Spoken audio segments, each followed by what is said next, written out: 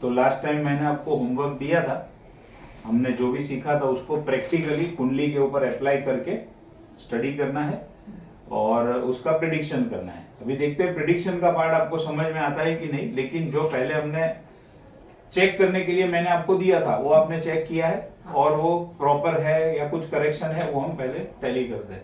तो जो प्लैनेट जिस घर को कनेक्ट करता है उस प्लैनेट उस घर को अपनी दशा में एक्टिवेट कर देता है। तो अभी आपकी कुंडली ओपन करो।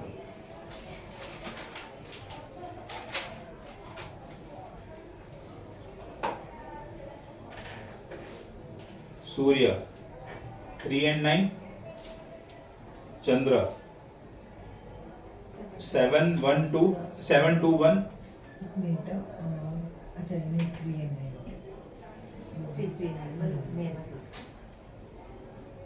मंगल सेकंड में बैठा है, 6 and 11 को रूल कर रहा है लॉर्डशिप, एंड दृष्टि जा रही है 5 8 9। फिर ये सूर्य चंद्र मंगल बुध थर्ड में बैठा है, 1st and 4 की लॉर्डशिप है, 9th को देख रहा है। हो रहा है आपका टैली हो रहा है। मर्क्यूरी थर्ड में बैठा है, थर्ड में बैठा है, 1st and 4 को रूल कर रहा है, लॉर्डशिप है, और दृष्टि 9th पे है बुध। फिर अब आते हैं गुरु पे, जुपिटर 6th में बैठा है, लॉर्डशिप है 7 and 10, देख रहा है 10 12 and 2। शुक्र सेकेंड में बैठा है, लॉर्डशिप है 5 and 12, दृष्टि जा रही है 8 पे। शनि 5th में बैठा है, लॉर्डशिप है 8 and 9, दृष्टि जा रही है 7 11 2। बोलो अभी सेकंड पॉइंट उच्च नीच का है। बोलो कोई प्लैनेट है उच्च का। सैटर्न उच्च का है, मार्स नीच का है। अब देखो एक सिंपल पॉइंट समझो, सैटर्न उच्च का है। अब बहुत बार क्या होता है, आज उच्च नीच का टॉपिक हम थोड़ा पढ़ेंगे, उसमें आएगा, अभी आया तो थोड़ा वो भी बताता हूं आपको। जनरली लोग क्या सोचते हैं कि कोई भी प्लैनेट उच्च का होता है वो अच्छा होता है एंड नीच का होता है तो खराब हो जाए। बट अब ये कुंडली के अंदर देखो, यहां पर सैटर्न उच्च का है। अगर मैं 8th हाउस की बात करूं, 8वां घर पीड़ा का है, प्रॉब्लम का है। अब आप खुद ही मुझे बताओ, पीड़ा और प्रॉब्लम को कनेक्ट करने वाला प्लैनेट उच्च का हो गया तो क्या होगा? ज्यादा पीड़ा देगा, ज्यादा प्रॉब्लम क्रिएट करेगा। उसी तरीके से 6th हाउस है, 12th हाउस है, यानी कि जो नेगेटिव हाउसेस है उसके लॉर्ड अगर उच्च के होते हैं तो वो व्यक्ति को ज्यादा पीड़ा देते हैं, ज्यादा प्रॉब्लम देते हैं, ज्यादा चैलेंजेस डालते हैं। तो हर बार कोई भी प्लैनेट सिर्फ उच्च का हो गया तो ऐसा खुश नहीं होने का। ये बाहर की दुनिया में ये सारी चीजें चलती है, उच्च का है, शनि उच्च का, शुक्र उच्च का। अरे उच्च का लेकिन कौन से घर को कनेक्ट कर रहा है वो तो देखो पहले। अब इनकी कुंडली में लकीली क्या है, शनि 9th लॉर्ड भी है। देखो शनि 9th लॉर्ड भी है और 9th लॉर्ड भी उच्च का हो गया है, क्योंकि शनि उच्च का है तो वो अपने दोनों घरों को उच्च का बना रहा है। तो इसका क्या प्रेडिक्शन होगा? 8th हाउस की वजह से प्रॉब्लम तो आएंगे, पीड़ा तो आएगी, उच्च लेवल की आएगी, लेकिन उसमें से बाहर निकलने का रास्ता भी अपने भाग्य से मिल जाएगा, क्योंकि सैटर्न 9th लॉर्ड भी है। तो जैसे प्रॉब्लम भी बढ़ेगी तो भाग्य भी साथ देगा, क्योंकि सैटर्न दोनों को कनेक्ट कर रहा है। लेकिन वहीं पर अगर कोई एक प्लैनेट सिर्फ 8 को कनेक्ट करता और उच्च का होकर बैठता और दूसरा ऐसा कोई भी घर का सपोर्ट नहीं मिलता तो वो भयंकर प्रॉब्लम या तकलीफ दे सकता है। समझे ये पॉइंट? वो लगन वाला निकालो, आपके पास होगा ना, लगन का मैंने दिया है ना।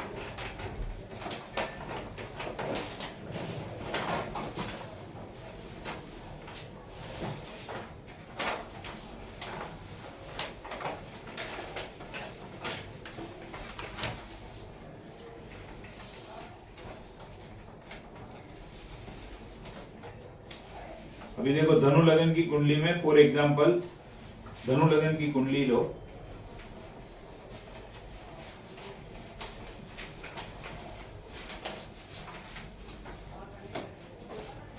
देखो अगर इसमें एक ये कुंडली में 8th लॉर्ड कौन है, धनु लगन की कुंडली में 8th लॉर्ड कौन बनता है, मून बनता है। अगर ये व्यक्ति की कुंडली में मून अगर उच्च का हो जाए तो क्या होगा, ज्यादा, मतलब 8th हाउस के रिजल्ट भर भर के आएंगे, ज्यादा आएंगे, हायर लेवल पे आएंगे। दुख दर्द पीड़ा बहुत हायर लेवल पे आएगी और वो भी मानसिक लेवल पे बहुत ज्यादा आएगी, क्योंकि मून का कारक तत्व माइंड है। तो मेंटल पीड़ा, मानसिक पीड़ा बहुत हायर लेवल की आएगी। यानी कि डिप्रेशन एक उसका पार्ट है, तो बहुत हायर लेवल का डिप्रेशन ये व्यक्ति को आ सकता है अगर मून उच्च का होगा तो। क्यों? क्योंकि मून की एक तो पहले एक ही राशि है और कहीं पर भी अगर ऐसी कुंडली हो और मून उच्च का हो तो उसको और कोई तो सपोर्ट मिलने वाला है नहीं। जैसे आपके कुंडली में सैटर्न 8 और 9 को कनेक्ट कर रहा था तो पीड़ा आएगी तो सामने भाग्य को भी उतना सपोर्ट करेगा, तो कहीं ना कहीं से रास्ता निकल जाएगा। बट अगर ऐसे व्यक्ति की कुंडली में चंद्र उच्च का हो तो कोई बचाने वाला फिर होता नहीं है। चंद्र कौन सी राशि में उच्च का होता है, बोलो। हाँ, देख देख के बोलो, देख देख के।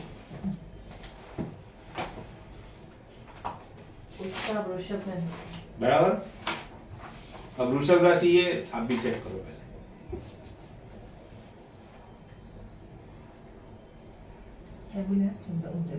वृषभ राशि में उच्च का होता है। अब ये कुंडली में वृषभ राशि कौन से घर में आ रही है,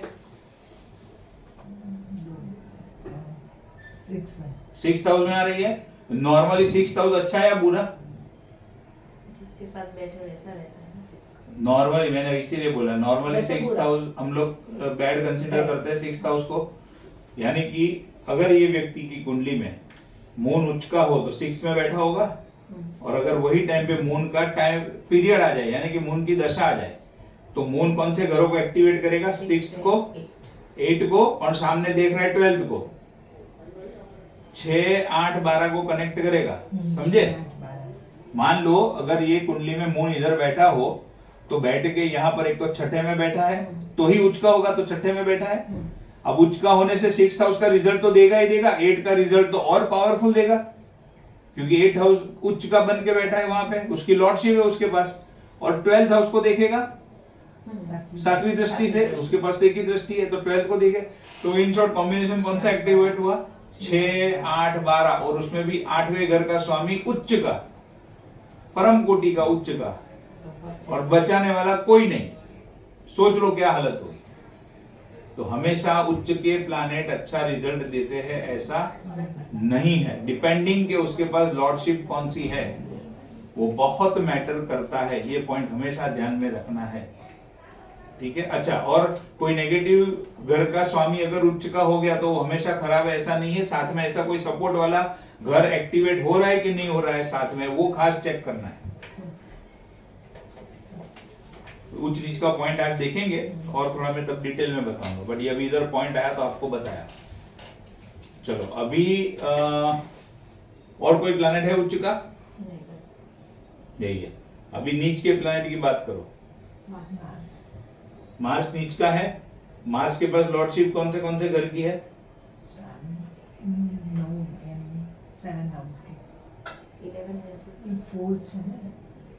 11 लॉर्डशिप मार्स के पास लॉर्डशिप कौन सी है?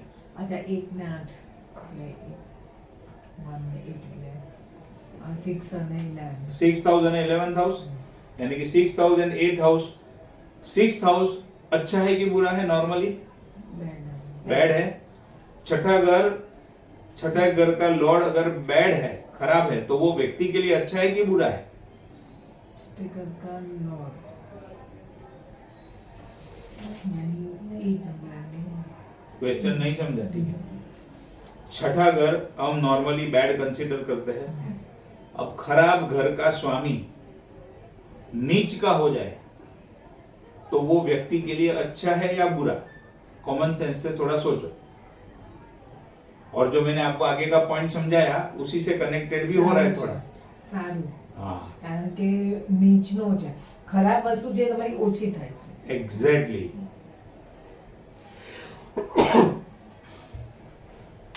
है समझ में? 6th हाउस को हम नॉर्मली खराब कंसीडर करते हैं। 6th हाउस में व्यक्ति के शत्रु है, व्यक्ति के चैलेंजेस है, व्यक्ति का डिजीज है, बीमारी है, कोर्ट केस है, वो सारी नेगेटिव चीजें 6th हाउस की है। अब 6th हाउस का लॉर्ड नीच का हो गया तो वो क्या करेगा, जो घर का स्वामी नीच का होगा वो अपने घर के रिजल्ट की कमी करेगा। तो ये मंगल, यहां पर अगर मंगल का टाइम पीरियड आएगा तो ये व्यक्ति के जीवन में मंगल के टाइम पीरियड में 6th घर के जो रिजल्ट है वो डाउन हो जाएंगे, लो हो जाएंगे। अब वो लो हो जाएंगे तो with respect to enemy, disease, फिर चैलेंजेस, उसके एंगल से अच्छा है।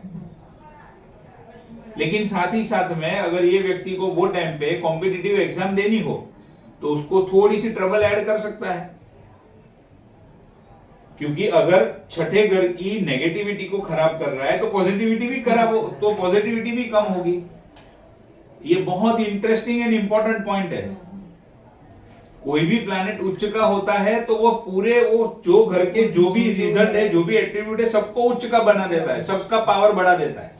अब वो घर के अंदर कोई खराब चीज होगी उसका भी पावर बढ़ेगा, अच्छी चीज होगी उसका भी पावर बढ़ेगा। उसी तरीके से कोई प्लैनेट अगर नीच का हुआ और वो खराब घर को नीच का बना रहा है, सॉरी, अगर वो कोई भी घर को नीच का बना रहा है तो उस घर के पावर को कम करेगा। अब वो कोई घर अगर खराब है तो वो खराब घर के अंदर जो भी खराबी है उसको भी खराब करेगा, जो भी अच्छा ही है उसको भी खराब करेगा। और हमने देखा हर एक घर के अंदर कुछ ना कुछ अच्छा ही, कुछ ना कुछ बुरा ही है। तो नॉर्मली आमतौर पे हम क्या बोलते हैं कि जो नेगेटिव घर है 6, 8, 12 खास करके, या 3 षडाया 3, 6, 11, उसके लॉर्ड अगर नीच के हो जाते हैं तो वो व्यक्ति के लिए अच्छा है, क्योंकि नेगेटिव घर का स्वामी खुद नीच का हो गया तो वो अपने घर के पावर को कम कर देगा, तो वो उस व्यक्ति के लिए अच्छा है।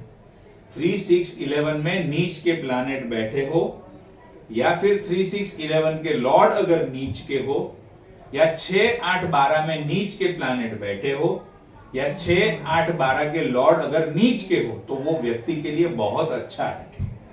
क्योंकि अगर 6th लॉर्ड नीच का हुआ तो चैलेंजेस को कम करेगा, 8th लॉर्ड नीच का हुआ तो पेन को कम करेगा, 12th लॉर्ड नीच का हुआ तो व्यय को कम करेगा, अपने अपने घर के एट्रीब्यूट्स में कमी लाएगा।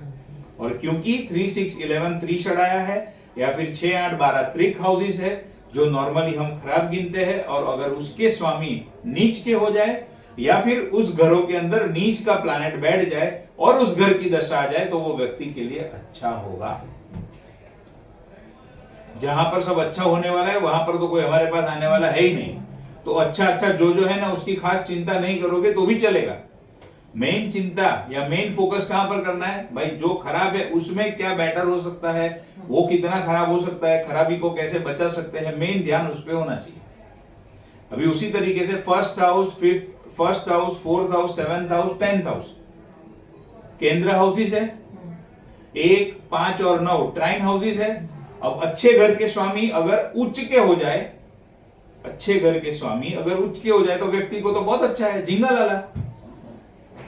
समझ में आया? 5th हाउस पूर्व पुण्य का है, 9th हाउस भाग्य का है, और उसका स्वामी उच्च का हो गया। जैसे आपके कुंडली में 9th लॉर्ड सैटर्न उच्च का हो गया, अगर यहां पर उसको 8th हाउस का कनेक्शन नहीं मिलता तो आपका भाग्य जबरदस्त चमकता जब शनि की दशा आती। यहां पर चमकेगा लेकिन साथ में 8th हाउस को भी ले रहा है, तो 50-50 हो गया समझ लो। लेकिन नॉर्मली अगर ट्राइन हाउसेस है, केंद्र हाउसेस है, वो अच्छे घर है और उसके स्वामी अगर उच्च के हो जाए तो वो व्यक्ति के लिए बहुत अच्छा है, या फिर उस घर के अंदर उच्च का प्लैनेट बैठ जाए तो भी अच्छा है। 1 मिनट में कंप्लीट करें। लेकिन वहां पर अगर 1, 4, 7, 10 केंद्र के हाउसेस है, उसके लॉर्ड या उस घर के अंदर नीच का प्लैनेट बैठ जाए या उसके लॉर्ड नीच के हो जाए तो वो व्यक्ति के लिए थोड़ा तकलीफ वाला है, क्योंकि एक तो घर अच्छा था लेकिन उसका लॉर्ड नीच का हो गया या वहां पर प्लैनेट नीच का आकर बैठ गया। उसी तरीके से 1, 5, 9 ट्राइन हाउसेस है, 1st हाउस खुद का, 5th हाउस पूर्व पुण्य, 9th हाउस भाग्य, उसका स्वामी नीच का हो गया तो वो भाग्य को, पूर्व पुण्य को या व्यक्ति के खुद के सपोर्ट को थोड़ा कम कर देगा, या उस घर में नीच का प्लैनेट बैठ जाए तो वो थोड़ा नीच कर देगा, उसके रिजल्ट को कम कर देगा। अच्छे घरों के अंदर अच्छे प्लैनेट हो, उच्च के प्लैनेट हो, वो अच्छा है। खराब घर के अंदर नीच के प्लैनेट हो, उसके लॉर्ड नीच के हो जाए तो वो व्यक्ति के लिए अच्छा है। कॉन्सेप्ट समझ में आ गया बराबर से? बोलो आप क्या पूछ रहे थे? मैं जब बोलती कि आप ये जो एक अपना है 1 4 7 और 10 10 या अच्छा शुभ मान जनरली उसको शुभ हाँ, कंसिडर करते जनरली हैं। शुभ कंसिडर। अभी देखो शैट्रू ने आपको बोले कि यहाँ पे उच्च का है। उच्च का है और ये 10 से 11 भी हम लोग काउंट कर रहे हैं, तो ये इसके साथ में फिर इसका कुछ काउंट करने का ये चाह रहा उसका कि उसमें नहीं। आएंगे तो ही काउंट आएंगे तो ही बात करेंगे ना। करेंगे ना ओके। हाँ, आएंगे नहीं तो बात नहीं करेंगे। अभी हमारा मुद्दा क्या चल रहा है? उसमें या शैट्रून यहाँ पे होना चाहिए था, यही 10 और यानी इनके जो लॉर्ड है वो यहाँ पे होने चाहिए, तो हम काउंट करते थे। नहीं, तो मैं कर वही सकते बता रहा हूँ, वही समझा रहा हूँ आपको। अभी हमारा मुद्दा क्या चल रहा है, कौन उच्च का है कौन नीच का है। हाँ। तो सैटर्न उच्च का है, तो सैटर्न उच्च का है तो वो क्या रिजल्ट देगा, कैसा देगा, वो मैंने आपको एक्सप्लेन हाँ, किया। वो समझा। अगर 1 4 7 10 में कोई उच्च का प्लैनेट बैठा होता तो हम उसको कंसीडर करते थे, अच्छा। कोई नीच का प्लैनेट बैठा होता तो हम उसकी बात करते थे। फिर हम कौन से पॉइंट के आए ऊपर, मंगल पे। मंगल नीच का है तो एक उच्च का है एक नीच का है, तो वो मैंने आपको पॉइंट समझाया कि भाई मंगल नीच का है लेकिन नेगेटिव घर का स्वामी नीच का है तो आपके लिए अच्छा है। तो जो प्लैनेट उच्च के नीच के होंगे उसके घरों को हम स्टडी करेंगे जहां पर बैठा है, जब उसकी बात आएगी तो उच्च और नीच का हुआ। अभी आगे खुद के घर में बैठा है सन। सन बैठा है खुद के घर में, ठीक है, वही। ओके। कंजंक्शन, अभी कंजंक्शन ही है ना। हाँ बोलो। मार्स वीनस, सन मर्क्यूरी, जुपिटर केतु। ठीक है, अब कंजंक्शन का प्रेडिक्शन कैसे करेंगे? मार्स देखो एंड वीनस। मार्स है 11th Lord and 6th Lord, तो 6th Lord and 11th Lord के साथ में कंजंक्शन में कौन आ गया? वीनस। वीनस कौन से घर का स्वामी है? 5th house and 12th house. मुझे कंजंक्शन के रिजल्ट को स्टडी करना है। मैं पहले बात कर रहा हूं मंगल की, तो मंगल के साथ में कंजंक्शन में कौन है? वीनस। अब क्या होगा? मंगल मेलेफिक, वीनस बेनिफिक।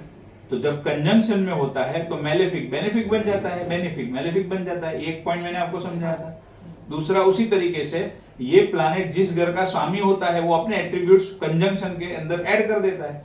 तो अब समझो इसको, मंगल है, वीनस है। मंगल के पास लॉर्डशिप है 6 एंड 11 की, वीनस के पास लॉर्डशिप है 5 एंड 12 की। क्लियर है? अब खाली इतना, बाकी मंगल तो अपने अपने जो भी उसके घर आपने लिखे हैं कौन से एक्टिवेट हो रहे हैं। अब मैं सिंपल अगर आपको बात करूं कि भाई ये व्यक्ति को गेन्स एंड बेनिफिट कहां से होंगे? मंगल 11th लॉर्ड है, गेन्स एंड बेनिफिट हम किससे देखते हैं? 11th हाउस से।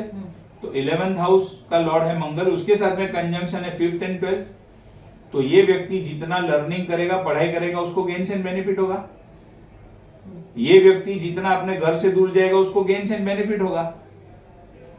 अब मुझे देखना क्या है? Gains and benefit. तो मैं खाली इसको 11th को नहीं पकड़ूंगा, उसके ऊपर कंजंक्शन कौन डाल रहा है वो प्लैनेट के रिजल्ट और उसके घर को मैं पकड़ूंगा। समझ में आ रहा है कि कंफ्यूजन है? लास्ट वाला थोड़ा कंफ्यूज हुआ। मुझे ये देखना है कि आपको गेन्स एंड बेनिफिट कहां से हो सकते हैं। तो मैं गेन्स एंड बेनिफिट के घर में कोई प्लैनेट बैठा है नहीं बैठा है, अगर बैठा होता तो पहले उसको पकड़ता। लेकिन अभी तो मैं आपको सिर्फ कंजंक्शन का पॉइंट समझा रहा हूं कि कंजंक्शन से मुझे सिर्फ कंजंक्शन से प्रेडिक्शन करना है। तो गेन्स एंड बेनिफिट कहां से होंगे? तो उसका लॉर्ड कौन है? मंगल। वो 11th हाउस को कैरी कर रहा है, लेकिन उसके ऊपर प्रभाव किसका आ रहा है? वीनस का। वीनस कौन से दोनों घरों को लेकर चल रहा है? 5th and 12th।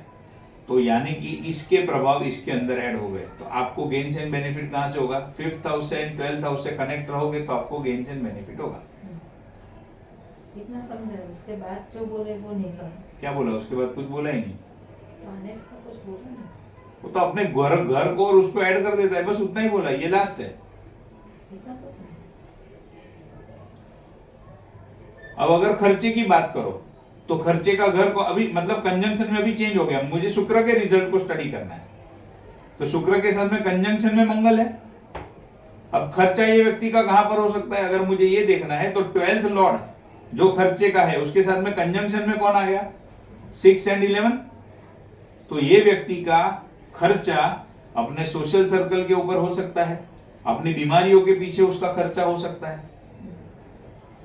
लेकिन होगा कब?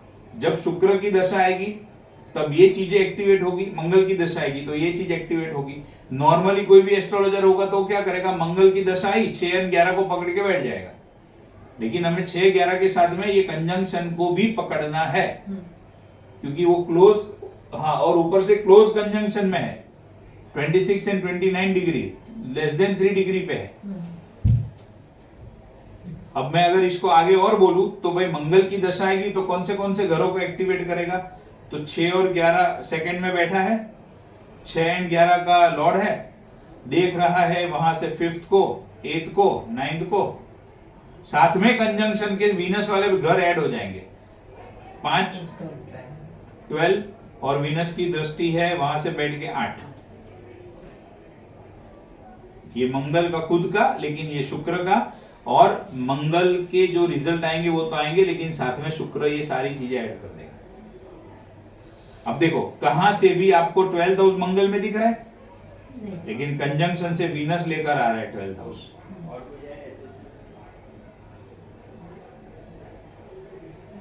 आए समझ में? प्लैनेट अपनी क्वालिटी को एक्सचेंज कर लेते हैं कंजंक्शन में, अपने घरों को एक्सचेंज कर लेते हैं कंजंक्शन में, ये चीज हमेशा ध्यान में रखनी है। कंजंक्शन हो, राशि परिवर्तन हो, या फिर म्यूचुअल एस्पेक्ट हो। अब देखो ये पॉइंट मैंने आपको बताया था, हाँ बताया था, सैटर्न मंगल को देख रहा है, मंगल सैटर्न को देख रहा है आपकी कुंडली में, तो दोनों एक दूसरे को देख रहे हैं, तो जब दोनों का टाइम पीरियड आएगा तो एक दूसरे की क्वालिटी को भी एक्टिवेट करेंगे, एक दूसरे के घरों को भी एक्टिवेट करेंगे। अब यहाँ पर 10th लॉर्ड है आपका, जुपिटर है, 12th Lord, sorry 10th Lord है जुपिटर। बिजनेस एंड प्रोफेशन कौन देखते हैं, 10th लॉर्ड से या 10th हाउस से? कहां पर अटके? जुपिटर तो मेरे को क्लिक नहीं होती है, जुपिटर तो 12th को ढूंढ रहे हैं। हाँ ढूंढो कोई बात नहीं, वो ऐसे ही होगा धीरे धीरे, कोई प्रॉब्लम नहीं, उसमें प्रॉब्लम नहीं। वो खाली आप मुंडी हिलाओगे तो समझ में आ जाएगा कि समझ में आया, नहीं तो ऐसे देखते हो तो ऐसा लगता है कुछ सोच रहे हैं। तो 10th लॉर्ड जुपिटर है, मुझे सिर्फ कंजंक्शन से ये देखना है कि आप कौन सा बिजनेस प्रोफेशन कर सकते हो। तो जुपिटर के साथ में कंजंक्शन में कौन है, केतु। कोई शक है कि ये व्यक्ति एस्ट्रोलॉजी में नहीं जा सकता है, एस्ट्रोलॉजी या मतलब केतु से जुड़े हुए सब्जेक्ट में ये व्यक्ति काम कर सकता है, उसमें एस्ट्रोलॉजी भी आ गया, आयुर्वेद भी आ गया, और ये अपना लॉ भी आ गया। अब डिपेंडिंग के वो टाइम पे दशा कौन सी आती है, पढ़ाई कितनी की है, उसके हिसाब से वो लाइन चूज कर सकता है, उसका इंटरेस्ट भी होना चाहिए। मान लो ये LLB है, वकील है, एडवोकेट, उन्होंने पढ़ाई किया है, लेकिन फिर भी उनको अगर इसमें एस्ट्रोलॉजी में जाना है तो वो जा सकता है।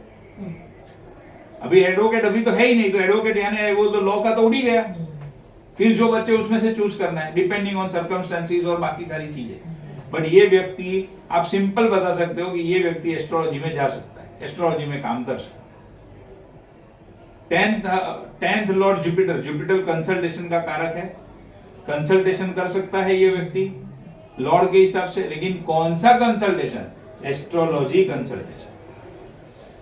जब तक ये व्यक्ति केतु को पकड़ के नहीं बैठेगा तब तक इसके, ये व्यक्ति के बिजनेस या प्रोफेशन में उसको स्टेबिलिटी नहीं मिलेगी। ये व्यक्ति को अपने बिजनेस प्रोफेशन में स्टेबिलिटी की लाने के लिए 10th लॉर्ड के साथ जो कंजंक्ट है उसको पकड़ना ही पकड़ना है। अब देखो 4th लॉर्ड है मर्क्यूरी, देखो चेक करो आप,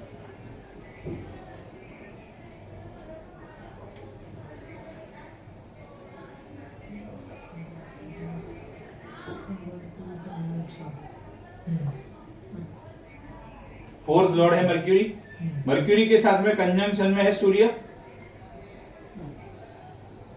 फोर्थ हाउस किस चीज का है, घर का है, व्यक्ति का घर, कंजंक्शन में आ गया सूर्य। ये व्यक्ति के घर के आसपास गवर्नमेंट की ऑफिस हो सकती है, बोलो है? ऑफिस नहीं है, सब क्वार्टर वगैरह है घर के साथ, गवर्नमेंट क्वार्टर्स है, आ गया connection.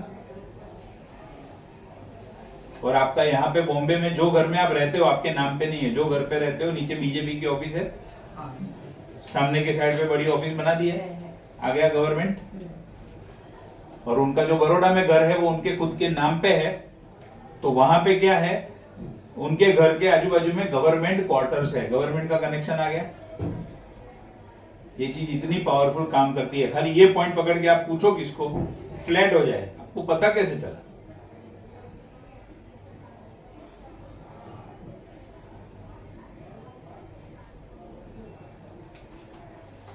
Conjunction very powerful and बहुत ही इंपॉर्टेंट है। ठीक है, अभी बोलो कोई राशि परिवर्तन है?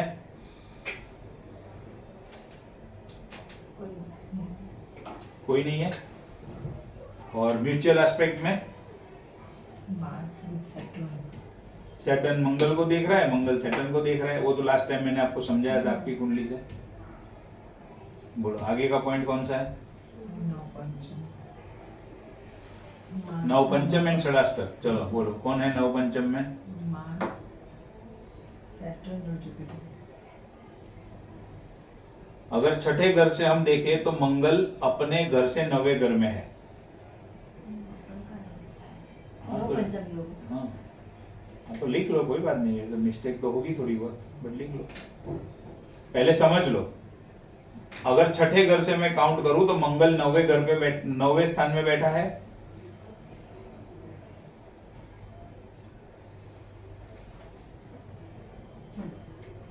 और मंगल बैठा है वहां से छठा घर कौन से पोजीशन पे है? 5th पोजीशन पे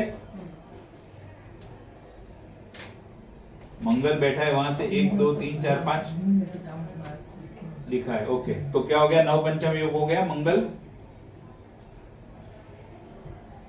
सिर्फ मेरे को पूछना, मैं जो मेथड से करूँ वो बराबर मैं क्या देख रही हूँ पहले? मार्स, तो मार्स की राशि कौन सी? 1 और 8 अपना ऐसे न, फिर यहाँ से मार्स से ये काउंट 1 2 3 4 5 पे आता है, फिर यहाँ से 9 आता है, तो ऐसे का वो बराबर है ना। फिर वैसे उसका यहाँ इनिशियली तो ऐसे ही करोगे। हाँ, फिर जैसे जैसे ग्रिप आ जाएगी खाली देख के समझ में आ जाएगा। इनिशियली तो यही तरीका है। और ये जो आप लिख लिख के कर रहे हो ना, ऐसी 3 से 4 बुक इतनी जाड़ी जाड़ी मैंने लिख लिख के की है, तब जाके ये लेवल आता है। वो लिख के करोगे तो ही आता है। देखो एस्ट्रोलॉजी, और मैं ना डेफिनेशन वो वापस, क्योंकि 2-3 कुंडली किया, फिर चौथे में वापस बोली પાછા બધા ઓલી ડેફિનેશન હોય ઓલામાં જોયું બધું વાંચો પાછું પછી પાછો કેટલા ગોટા તમારે એવું થયું જાજો કેટલો ગોટું પાડ્યું છે બધું બાપરે બે વાર તો આખા આખા વિડિયો સાંભળ્યા મેં તારેમાં જ કીધું એમ કરીને। एस्ट्रोलॉजी कौन से ग्रह के पास है? कौन से ग्रह के अंडर में आता है एस्ट्रोलॉजी? अभी अपने केतु केतु के अंडर में आता है। हैंड राइटिंग कौन से ग्रह के अंडर में आता है? हैंड राइटिंग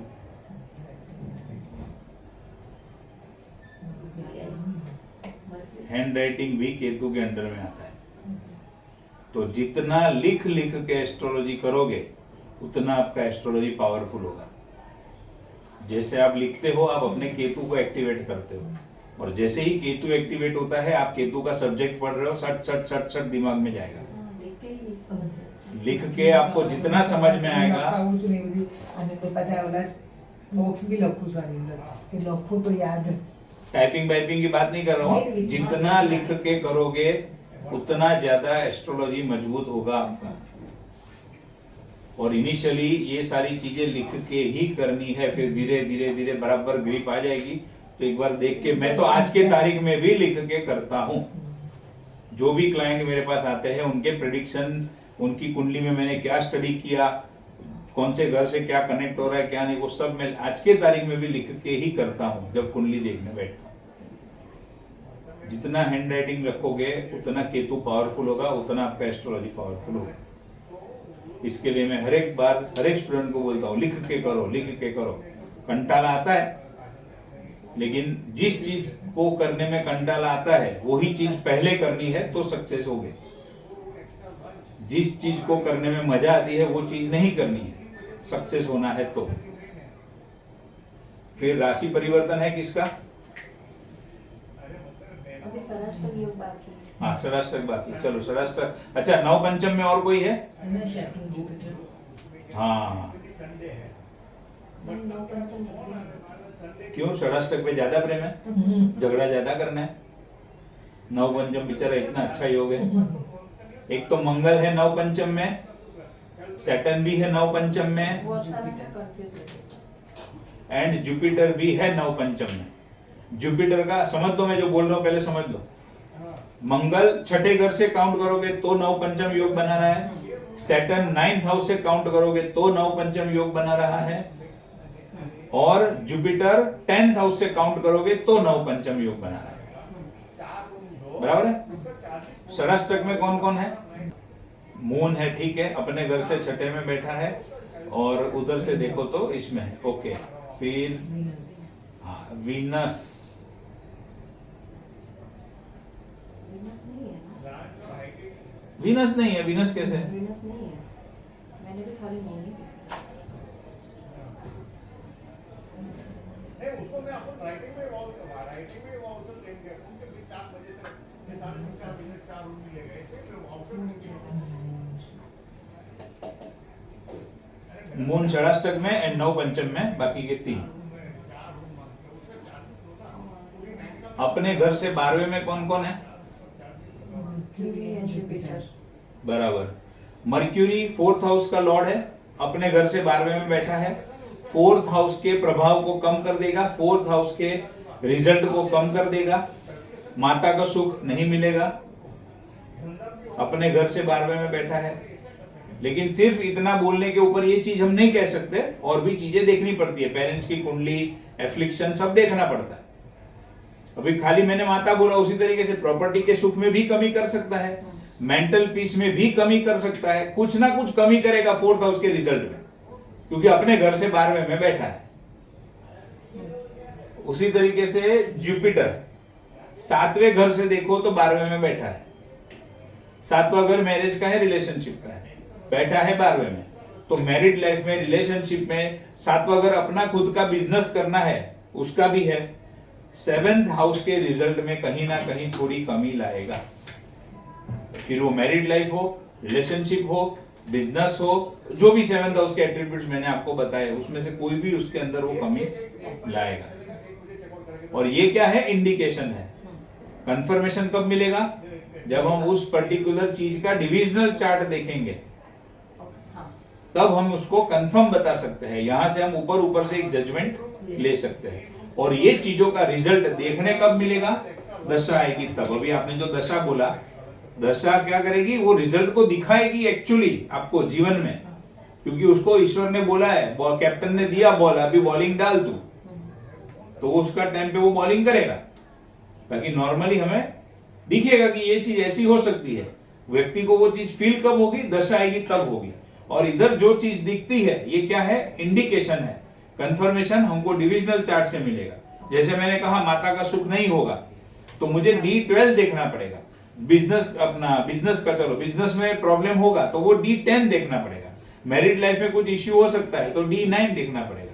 संतान रिलेटेड कुछ प्रॉब्लम हो सकता है तो वो D7 देखना पड़ेगा। इधर से इंडिकेशन, वहां से कंफर्मेशन। बट देखने का पद्धति, तरीका यही। इसमें से इंडिकेशन मिलता है और उसमें से कंफर्मेशन मिलता है, तो वो कंफर्मेशन करने के टाइम पे भी ये सारे रूल फॉलो करने हैं। ये सारे, और इसके साथ में और भी रूल है, आएंगे। हाँ, इतने सारे। ये है, फिर और 2-4 कुंडलियां हैं, सब आएगा। अपना धैर्य बना के रखे। आपको रोज ऐसा लगेगा अभी मुझे एस्ट्रोलॉजी आ गया, और फिर कुछ नया आएगा, फिर कुछ नया आएगा। वो चलते ही रहेगा ये टॉपिक।